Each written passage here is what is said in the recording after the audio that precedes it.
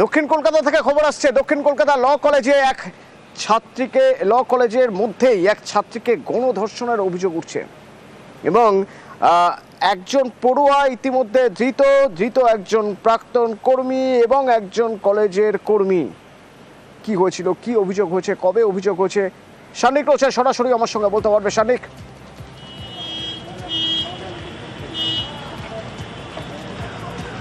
অতনু, গতকাল রাত্রিবেলা কসবা থানায় এই অভিযোগ দায়ের হয়। লিখিত অভিযোগ দায়ের হওয়ার পরে সিএনএমসি হাসপাতাল অর্থাৎ পাকসার কাছে সেখানে মেডিকেল টেস্ট করানো হয় নির্যাতিতা ওই তরুণীর। তারপরেই যে অভিযোগ, লিখিত অভিযোগ, সেই লিখিত অভিযোগ নথিভুক্ত হয় এবং সেই অভিযোগের ভিত্তিতে ইতিমধ্যেই কিন্তু গ্রেফতারিও হয়েছে। আমি জায়গাটা একবার তোমাকে দেখিয়ে নিই।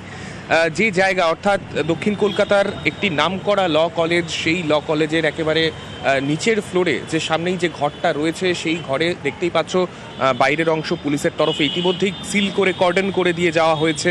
সেই জায়গায় দাঁড়িয়ে কিন্তু গতকালই পুলিশ এই ঘটনাস্থলে আসে এবং ঘটনাস্থলে এসে যে অভিযোগ ছিল, যে লিখিত অভিযোগে যা অভিযোগ সেই তরুণী করেছিলেন, সেই তৃণমূল ছাত্র পরিষদের রাজ্য সভাপতি তৃণাঙ্কুর আমার সঙ্গে রয়েছেন। তৃণাঙ্কুর, অভিযোগ উঠছে দক্ষিণ কলকাতা ল কলেজের মধ্যেই ছাত্রীকে গণধর্ষণের অভিযোগ উঠছে। 3 জন পুলিশের জালে, তার মধ্যে একজন কলেজ কর্মী, একজন পড়ুয়া, একজন প্রাক্তন ছাত্র। অভিযোগ উঠছে জিএস স্পট পাইয়ে দেওয়ার নাম করে গণধর্ষণ করা হয়েছে, কি বলবেন? আমি ঘটনাটা শুনলাম একটু আগেই। এই ঘটনার আমি নিশ্চিতভাবে যদি ঘটে থাকে তবে এর যাতে কঠোর শাস্তি হয় তার দাবি আমি প্রশাসনের কাছে রাখবো। আমি জাস্ট কিছুক্ষণ আগে ঘটনা শুনলাম, এখনো ঘটনার ইন্টারনাল তদন্ত আমি করে উঠতে পারিনি, কিন্তু যেহেতু এটা খুব গুরুত্বপূর্ণ একটা অভিযোগ, আমি নিশ্চিতভাবে চাইবো যে বা যারা এই ঘটনার সঙ্গে যদি যুক্ত থাকে প্রত্যক্ষ বা পরোক্ষভাবে তাদের প্রত্যেকের ডিটেলস দেওয়া হোক এবং আমরা আমাদের দলীয় মতো ভাবে যা তদন্ত করে সেটা করবো। তৃণাঙ্কুর, এই 3 জন যাদের বিরুদ্ধে অভিযোগ উঠছে এরা তৃণমূল ছাত্র পরিষদের কর্মী বলে জানা যাচ্ছে। দেখুন, আমার কাছে এমন কোনো তথ্য নেই। প্রথমত, আপনি নিজেই বলছেন সে কলেজের স্টাফ বা প্রাক্তন, তো কলেজের স্টাফ যে থাকবে তার দায়িত্ব, সে যদি কোনো কালে তৃণমূল ছাত্র পরিষদ করে থাকে তবে তার দায়িত্ব তৃণমূল ছাত্র পরিষদের নয়।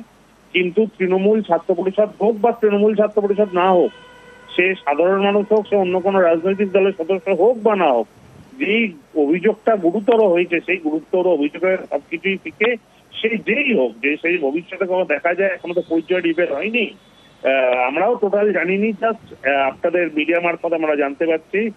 যদি ঘটনা সত্যি হয় সে যেই হোক, যাতে তার উপযুক্ত শাস্তি হয় তার দাবি আমাদের তরফ থেকে থাকবে। ধন্যবাদ তৃণাঙ্কুর।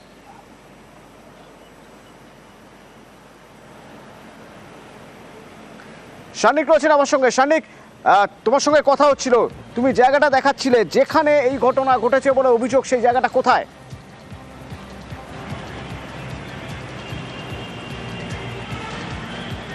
দেখো, যে জায়গায় এই ঘটনা ঘটেছে দক্ষিণ কলকাতার একটি ল কলেজের একেবারে গ্রাউন্ড ফ্লোরের একটি ঘরেই এই ঘটনা ঘটেছে এবং পুলিশের তরফে ইতিমধ্যেই সেই ঘরকে কর্ডন করে দিয়ে যাওয়া হয়েছে।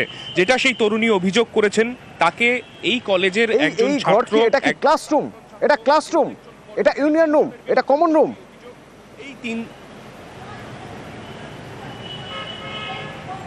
দেখো, বাইরের অংশ থেকে সেটা এই মুহূর্তে একেবারে নিশ্চিতভাবে বলা সম্ভব নয়, কেননা বাইরে থেকে কোনো মার্ক বা সেই রকম কিছু কিন্তু নেই। এবং সেই জায়গায় দাঁড়িয়ে আজকে যেহেতু ছুটির দিন, কলেজের মেন গেটে তালা রয়েছে, ভেতরে কোনো নিরাপত্তা রক্ষী নেই, বাইরে থেকে কিন্তু আজকে ভেতরে ঢোকাও সম্ভব হচ্ছে না। এবং যে অংশটা প্লেস অফ অকারেন্স অর্থাৎ পিও, সেই জায়গাটাকে পুরোপুরিভাবে পুলিশের তরফে কর্ডন করে দিয়ে যাওয়া হয়েছে।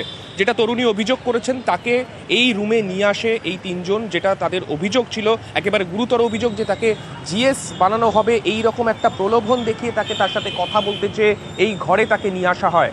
এবং তাদের মধ্যে একজন এই কলেজের ছাত্র, একজন প্রাক্তন ছাত্র এবং একজন কর্মচারী। মূলত 3 জনের বিরুদ্ধে এই অভিযোগ সামনে এসছে এবং 3 জনে তাকে যখন এখানে নিয়ে আসে তারপরেই তার গণধর্ষণ করা হয় বলে অভিযোগ তুলেছেন সেই তরুণী। এবং কসবা থানায় লিখিত অভিযোগ দায়েরের কিছুক্ষণের মধ্যেই সেই 3 জনকেই কিন্তু গ্রেফতার করা হয়েছে। আজকে সেই 3 জনকে আলিপুর আদালতে পেশ করার কথা রয়েছে এবং সেখান থেকেই এই ঘটনায় ঠিক কি মোটিভ রয়েছে বা পেছনে এর প্ল্যানিং কি রয়েছে, এই সমস্ত বিষয় পুলিশ জানতে তাদেরকে পুলিশি হেফাজতের আবেদন জানাবে।